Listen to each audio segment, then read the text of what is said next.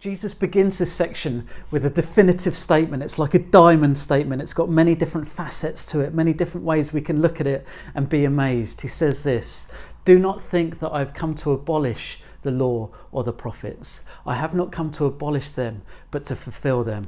Now, this statement is true on multiple levels. It's absolutely mind-blowing. We're going to look at the fact that Jesus, through his people, wants to fulfill the purpose of the law. So what was the purpose of the law? Why did God give this thing to his people? Well, we know that it comes in the history of the people of God, beginning with Abraham. And God promised Abraham, "I will bless you, and through you all the nations of the earth will be blessed." So it's under this kind of banner of blessing the nations of the earth. And we know that all of the law and the prophets hung on the two commands to love God and to love your neighbour. To love God and to love your neighbour. And so the purpose of the law, it's forming a people who will love God and love their neighbour, and in doing this will bless every single nation of the earth. This is the purpose of the law. We're a charismatic church, so we love this stuff. It's like, bless the nations. Yes, let's go for it. Start the meeting. Love God. Zach, strike up a song. Let's sing together. Let's love God. Let's do our bit. Let's go for it. Love people. Start the Compassion Project. Let's start the live stream. Let's go, go, go. We love this stuff. You get the sense on the Sermon on the Mount, the disciples had just been called salt and light by Jesus. And do you know what Jesus does? He comes along and he makes it super awkward. They're all pumped, ready for the worship meeting, how they're going to change the world. And Jesus says, "I'm going to give you some teaching about the Old Testament, which some of you think should be put aside, which some of you think should be thrown away and done away with. We're going to teach on that. And then we're going to go through situational ethics." What you do when. And he chooses some super awkward topics. Oh my gosh. Jesus goes, we're going to look at what you do when you feel like killing your brother. We're going to look at what you do when you feel like sleeping with someone else's spouse. We're going to look at what you do when you've had enough of your spouse. We're going to look at what you do when somebody takes you to court. We're going to look at what you do when somebody hits you. We're going to go through these situations, and you're going to see that you guys do not know how to interact with people. It is super awkward. Who wants to hear this? The charismatics among us are like, can't we just do a healing workshop or a prophecy session? And Jesus says, we'll get to that. I'll teach you how to do that. But first, we're going to look at this. I know what's in your hearts. I know what's in your lives. We're going to look at this. Jesus hugely affirms the Old Testament. He says it's enduring until the end of the age. He says it cannot be set aside. Elsewhere in the scriptures, he says scripture cannot be broken, speaking about the law and the prophets. Why? Why was Jesus so hot on this? Well, one way to think about it, we're going to think about the law in particular, is to think about what is life like without the law. What is a lawless life like? And to help us with that, we're going to speak to some gangsters. So here's Sean Connery. He pulls a knife, you pull a gun.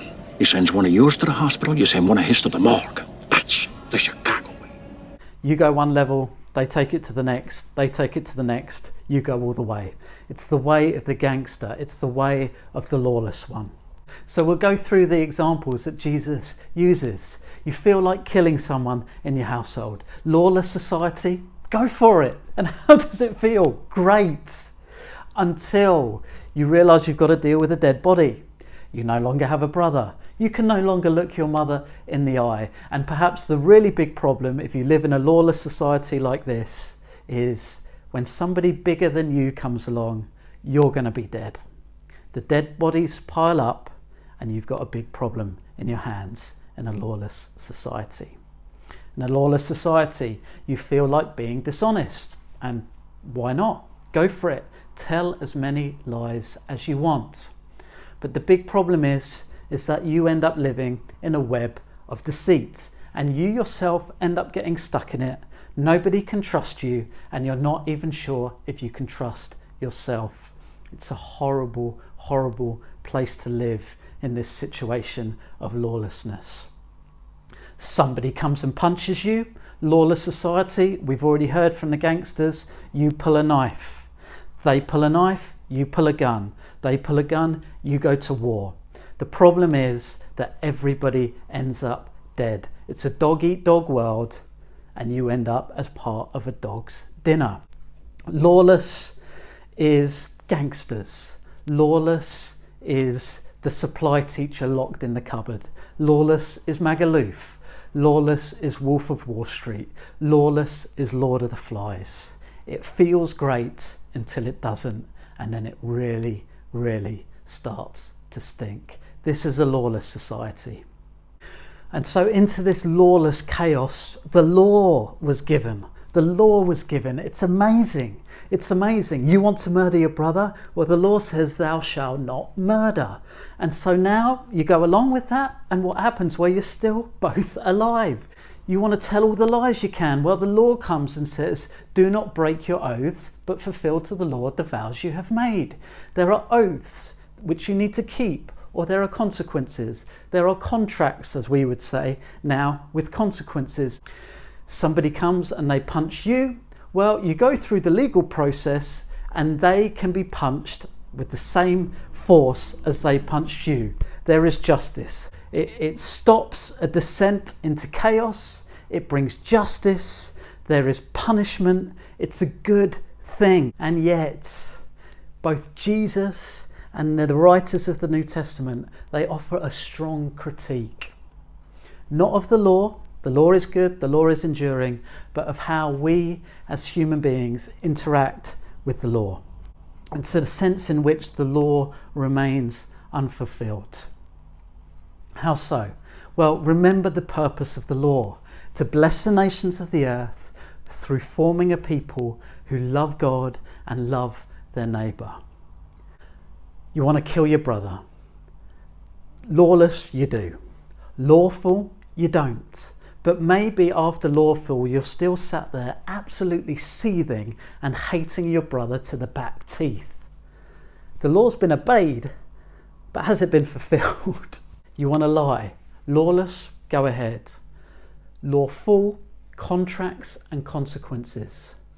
But maybe you're still somebody who lies compulsively when you're not under oath. The law, the contract's been fulfilled, but has the purpose been fulfilled? Somebody hits you. You arrange through the legal process to have them hit back.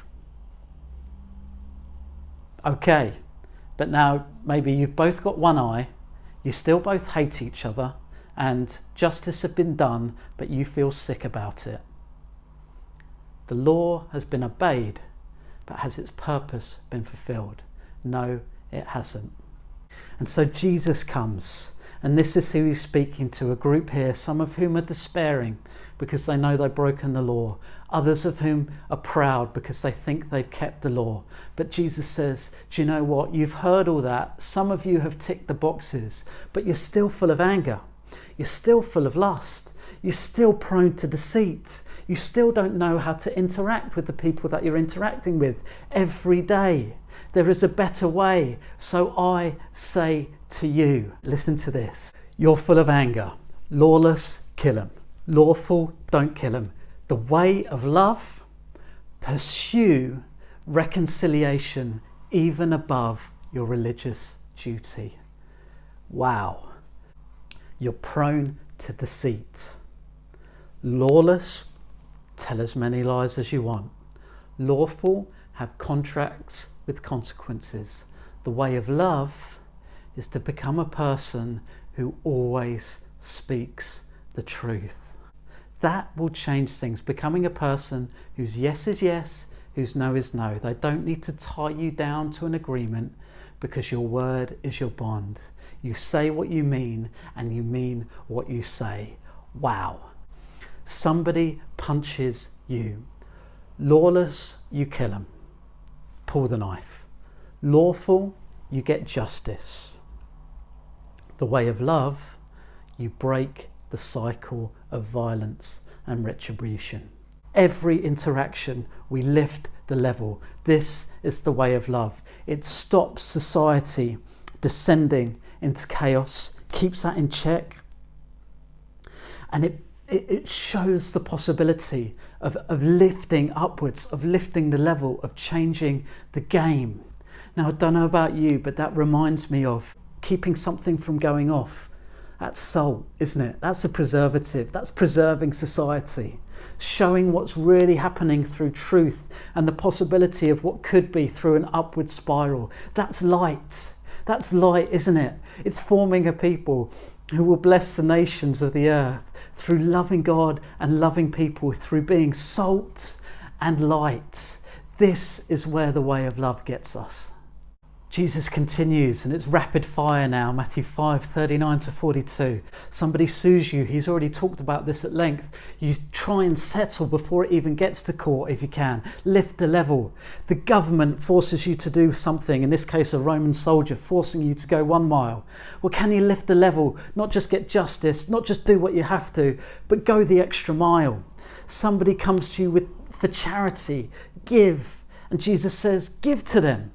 Somebody comes to you at the level of collaboration. They want to borrow from you. Jesus says, don't turn away from them. Enter into that. In every interaction, you lift the level upwards. We spiral upwards. That's a great dance move. We go up. We lift the level. We lift the level. Now we've seen, haven't we, the fruit of lawlessness. The dead bodies pile up. The web of deceit traps us. It's an awful place to live. We have the law which brings civilization, but maybe cold hearts. But what's the result? What are the fruits of living this way of love? Is it maybe some trust begins to be established between people? We're not just people bartering, but we're getting close. We're getting towards friendship. Maybe there's possibility of things like reconciliation, funded charities, functional government, collaborative relationships between neighbours, faithfulness and fruitfulness in households. The way of love goes beyond just civility, and it brings a taste of the kingdom. Now, I get it. We're charismatics. This isn't exciting enough for some of us. You want a miracle story. I understand. I've been around the block.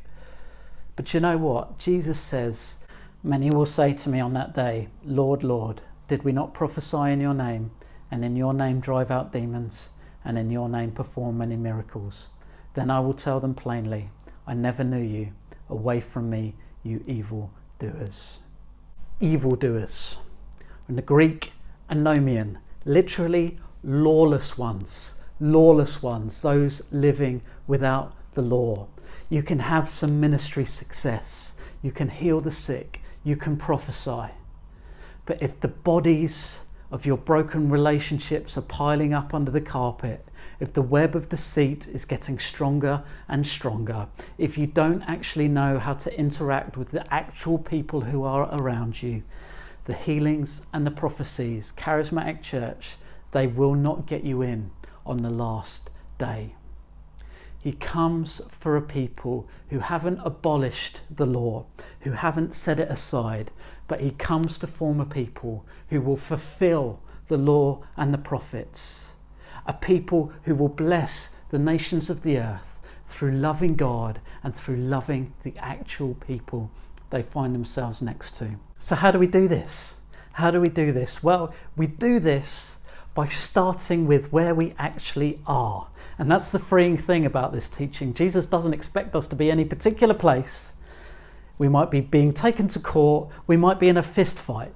And Jesus comes, he speaks right into where we are, and we start with where we are, and wherever we actually are, not where our social media feed proclaims us to be, not how shiny we look on a Sunday morning. Where we actually are, we try and lift the level. In our home, maybe at the moment it's a place of conflict. Could we not go down a downward spiral, not even interact at the level at which people are interacting with us at, but could we lift the level in the home? In your workplace, maybe you've discovered you work with crooks and cheats. Could you lift the level? Not just brush it under the carpet or go along with it, but could you bring some integrity to bear? That's hard, isn't it? That's hard, like being punched in the face and not punching back. But it's salt and it's light. Could you do that? Could you lift the level? Could you win that battle? Maybe it's all pretty professional in your workplace, but there's a tendency to workaholism. Could you lift the level by leaving at a reasonable time after you've done a good day's work? It's hard. It's hitting the face and not hitting back hard, but it lifts the level. Wherever you're at, whatever starting point, what would it look like to point upwards? Now, life is hard. Some of you have got a child crawling on your shoulders. As I'm telling you this, you're going to get 4 hours sleep tonight, and then you're in with a tyrannical boss tomorrow. I get it. Sometimes it's hanging on and it's just not slipping down into chaos. But over the course of our lives, in our homes and in our workplaces, could our continual pursuit be, can I lift the level here? Listen to what Jesus says in the last portion of this teaching. You have heard that it was said, love your neighbour and hate your enemy. But I tell you, love your enemies and pray for those who persecute you, that you may be children of your Father in heaven. He causes his sun to rise on the evil and the good, and sends rain on the righteous and the unrighteous. If you love those who love you, what reward will you get? Are not even the tax collectors doing that? And if you greet only your own people, what are you doing more than others? Do not even pagans do that? Be perfect, therefore, as your heavenly Father is perfect. Do you know who these lines make me think of? Roy Keane. It's like praising the postman for delivering your letters. He's supposed, isn't he? That's his job. My job is trying to win football matches for Man United. And it's an echo of Jesus here. He's like, you love your family? Congratulations. Well done. What do you want? A medal? Go you. Everybody does this. Even people who don't know God. They love their family. They love their people. We want to level up. We want to be a people who pray for those who persecute us, who respond with the maturity. That's the translation of that word perfect, maturity, ripeness, the maturity of God, even to those who mistreat us. This is blessing the nations through loving God and loving people, even perhaps especially our enemies. That's the mark of Christian maturity, enemy love. So then the question becomes, well, how do I become that kind of person? How do I do that? Now, just to focus in on what Jesus gives us here, it's to think about God. It's to think about the way that God interacts with people. It's to think about his maturity, about his character, because do you know what? That which we contemplate crafts us. That which we pay attention to produces who we are. That which we behold, we become. And so we must spend time contemplating the character of God. That's what we do in worship. We spend time beholding him, the one who performs perfectly in his interactions with others. The final week of Jesus' life before he died on the cross, it's an extended meditation on how the perfect performs under pressure. It's an extended meditation on how the mature respond to mistreatment. And there is nothing better to give our contemplation to give our attention to give our beholding to, if we want to become people who love God and love our neighbours. Can I encourage you to do that? Can I encourage you to give your attention to how Jesus responds in the week leading up to his crucifixion? Because in it we see Jesus, the speaker of the truths we've been hearing today. In it we see Jesus pursuing reconciliation between God and man, even above religious performance. we see Jesus being physically injured and not responding in violence. We see him going through a crooked court process, and rather than obliterating it with angels as he could have done, submitting to the process. We see him being hung on a cross by his enemies and continuing to love them. So church, would we continue to give our time and our attention to contemplating this Christ? Would you continue to give your obedience to the one who taught these truths? Would you give your hearts to the one who loved us even whilst we were his enemies?